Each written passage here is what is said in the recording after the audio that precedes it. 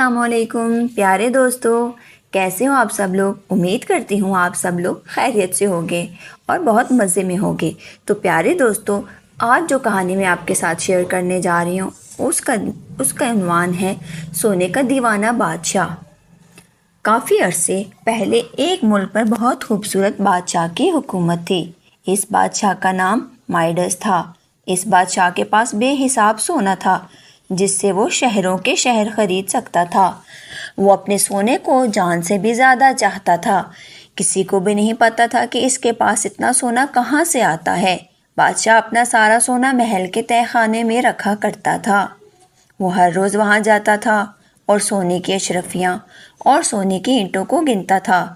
رانی بادشاہ کی اس حرکت کو دیکھتی اور اس کا مذاق اڑاتی تھی اور کہتی، بادشاہ سلامت، روز روز اپنا سونا مت گنے، کیا ہوا اگر یہ کچھ گھٹ بھی گیا تو؟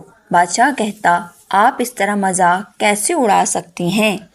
آپ کو اندازہ بھی ہے کہ یہ سونا کتنا بیش قیمتی ہے؟ ذرا غور سے دیکھیے اس ہار کو جو آپ نے پہنا ہے، کیا یہ خوبصورت نہیں ہے؟ دیکھیے کتنا چمک رہا ہے یہ۔ رانی بولی، جی ہاں، یہ واقعی بہت خوبصورت ہے، بھلے ہی یہ بیش و قیمتی ہو، مگر ہمارے لیے خوشیاں تو نہیں خرید سکتے۔ بادشاہ بولا، یہ میرے لیے خوشیوں کا باعث ہے، تم کبھی نہیں سمجھو گی، بھلا اس سے بھی خوبصورت کوئی چیز ہو سکتی ہے دنیا میں؟ رانی بادشاہ کی بات سے اتفاق نہیں کرتی تھی، مگر وہ جانتی تھی کہ بادشاہ سے بحث کرنے کا کوئی فائدہ نہیں۔ بادشاہ کی سونے کی چاہ دن بدن بڑھتی جا رہی تھی۔ اس کو سونے سے اتنی محبت تھی کہ اس نے اپنی بیٹی کا نام میری گولڈ رکھ دیا۔ میری گولڈ بہت ہی زندہ دل تھی، ہر چھوٹی چیز میں خوبصورتی دیکھ لیتی تھی۔ وہ ہمیشہ اپنے ابا سے کہتی، ابا جان، یہ دیکھیے کتنے خوبصورت پھول ہیں، دیکھیے شبنم کیسے گھاس پر چمک رہی ہے۔ بادشاہ کہتا، پھر بھی یہ سونے جیسے چمکدار نہیں۔ بیٹا، آپ نہیں سمجھو گی، اپنی ماں کی طرح میری گولڈ بھی کبھی سمجھ نہیں پائی کہ سونا پھول سے زیادہ حسین کیسے ہو سکتا ہے۔ یوں ہی وقت گزرتا گیا۔ اب بادشاہ اپنا زیادہ تر وقت اکیلے تہہ خانے میں گزارنے لگا۔ وہ اپنے سونے کو بار بار گنتا اور گنتا رہتا۔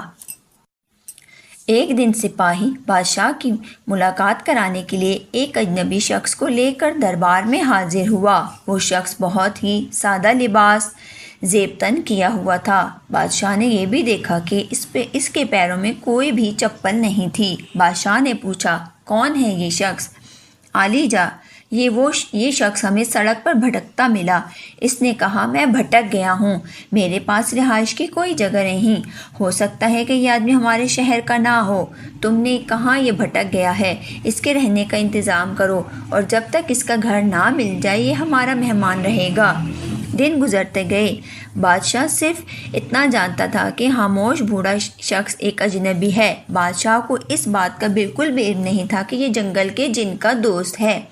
بہرحال ایک شخص کا شاہی طریقے سے خیال رکھا گیا، اس سے سب کچھ مہیا ہو جاتا تھا جس کی وہ مانگ کرتا۔ کچھ ہفتوں کے بعد سپاہیوں نے اس کے گھر کا پتہ لگا لیا۔ اس مہمان کا اپنے گھر رخصت ہونے کا وقت آ گیا۔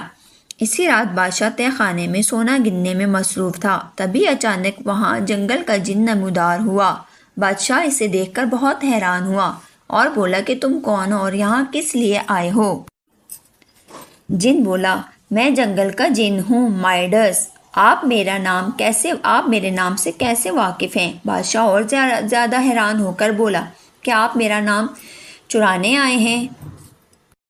کیا آپ میرا سونا چرانے آئے ہیں؟ جنگل کا جن ہنسا اور بولا، میں سونے کا کیا کروں گا، یہ میرے کسی کام کا نہیں، میں تمہیں شکریہ کہنے آیا ہوں۔ کس بات کا شکریہ؟ وہ بوڑھا شخص میرا دوست ہے جس کا تم نے بہترین خیال رکھا ہے۔ میں تمہاری میزبانی سے بہت خوش ہوں، میں تمہاری کوئی ایک خواہش پوری کرنے آیا ہوں، بتاؤ تمہیں کیا چاہیے؟ بادشاہ کو اپنے کانوں پر بھروسہ نہیں ہوا، وہ کچھ بھی مانگ سکتا ہے اور وہ جانتا تھا کہ اسے کیا چاہیے۔ وہ بولا، مجھے سونے سے بھرا ایک جہاز چاہیے، نہیں سونے سے بھرا ہوا پورا گھر چاہیے، نہیں یہ بھی کافی نہیں، مجھے پتا ہے مجھے کیا چیز خوش رکھ سکتی ہے، مجھے سونے کی چھون دے دو، میں چاہتا ہوں کہ میں جس چیز کو ہاتھ لگاؤں وہ خالص سونا بن جائے۔ جن بولا، میں تمہاری خواہش پوری کرنے کا وعدہ کرتا ہوں۔ کل جیسے ہی سورج طلوع ہوگا، جس چیز کو بھی تم ہاتھ لگاؤ گے وہ خالص سونے میں تبدیل ہو جائے گی۔ پر یاد رکھنا بادشاہ، تمہاری یہ خواہش تمہیں خوش نہیں رکھ پائے گی، سونا ساری خوشیاں نہیں خرید سکتا۔ بادشاہ ہنسا اور دل ہی دل میں بولا، اس جنگل کے فرشتے کو سونے کی قیمت کیسے پتہ چلے گی؟ میں اب ساری دنیا کا سب سے امیر اور خوشحال شخص بن جاؤں گا۔ بادشاہ خوشی کے مارے ساری رات سو نہیں پایا، وہ شدت سے صبح ہونے کا انتظار کر رہا تھا۔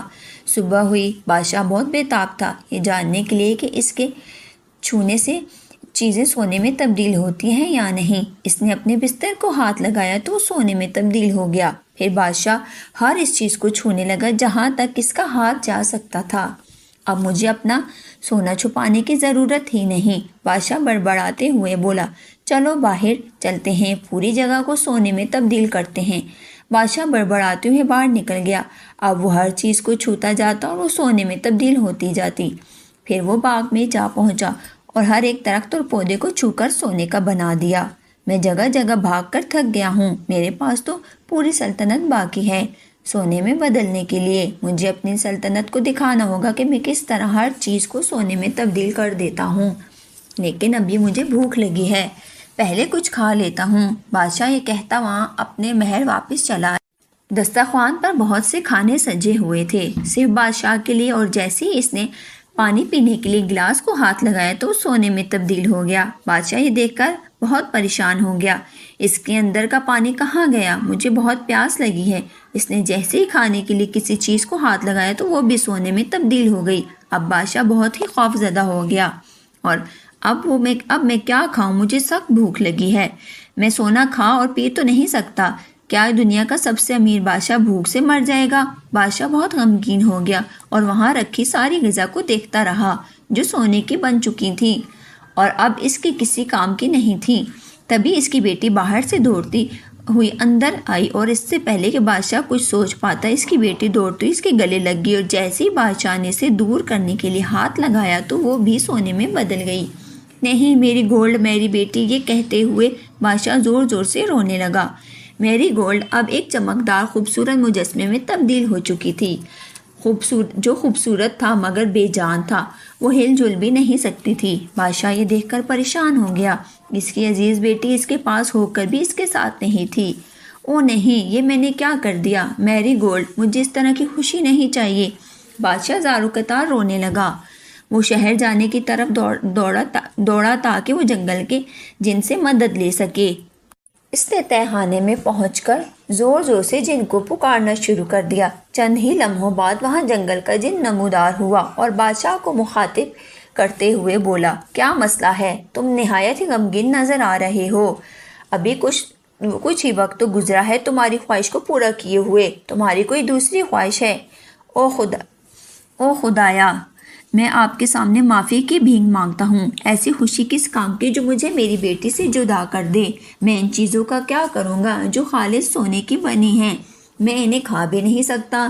میں نے سونے کے پانی کا کیا کروں گا جو میری پیاس نہیں بجھا سکتا؟ میری اصلی خوشی تو میری بیٹی ہے، پر اب وہ کچھ بول نہیں سکتی۔ ایسے خالص سونے کا کیا کروں جس نے میری بچے کی مسکان چھین لی؟ مہربانی کر کے میرا سارا سونا لے لیجئے، میرا سب کچھ لے لیجئے، بس میری بیٹی میری گولڈ مجھے لوٹا دیجئے۔ اب میں سمجھ گیا ہوں سونا ساری خوشیوں کو خرید نہیں سکتا۔ جن بادشاہ کی بات سن کر بولا، اے بادشاہ، تم نے آج ایک اصل حقیقت سمجھ لی، سونا ایک دن چلا جائے گا۔ انسان کے لیے ضروری ہے کہ وہ سچا پیار، اپنوں کا اپناپن جو کبھی نہیں مرتا۔ یہ کہہ کر جن نے بادشاہ کو پانی سے بھری ایک بوتل دی اور کہا، یہ بوتل جادوئی پانی سے لبریز ہے، اس کے کچھ قطرے ان چیزوں پر چھڑک دو جو سونا بن چکی ہیں، اور جادوئی پانی سے وہ چیزیں پہلے جیسی ہو جائیں گی۔ بادشاہ نے جن سے وہ بوتل لی اور بولا، شکریہ، بہت بہت شکریہ۔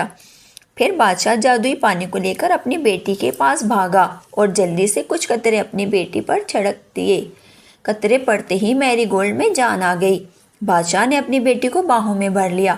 ابا جان، یہاں کیا ہوا تھا؟ کچھ نہیں میری بچی، میں اب سب کچھ ٹھیک کر دوں گا۔ پھر بادشاہ نے کچھ قطرے کھانے کی اشیاء پر ڈال دیے جو سونے کی بن چکی تھیں۔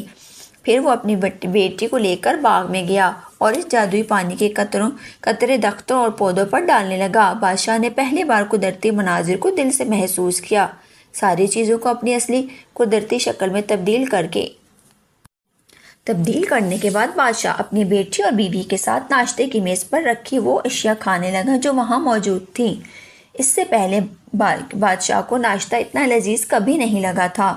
اس نے بہت سارا پانی پیا اور اپنی پیاس کو بجھایا۔ بادشاہ کی بیٹی اور اس کی بیوی دونوں اس نظارے کو دیکھ کر حیران ہو رہی تھی۔ اب بادشاہ نے سونا گننا بند کر دیا تھا جو اس نے تہخانے میں محفوظ کر رکھا تھا۔ اب وہ اپنا وقت اپنی بیٹی اور بیوی کے ساتھ گزارنے لگا۔ اب وہ اپنے اطراف موجود چھوٹی چھوٹی سی چیزوں کا لطف اٹھانے لگا۔ اب وہ دنیا کا سب سے امیر انسان بن چکا تھا۔ تو پیارے بچوں، اس کہانی سے ہمیں کیا سبق ملتا ہے؟ کمنٹ کر کے ہمیں ضرور بتائیے گا۔ اللہ حافظ۔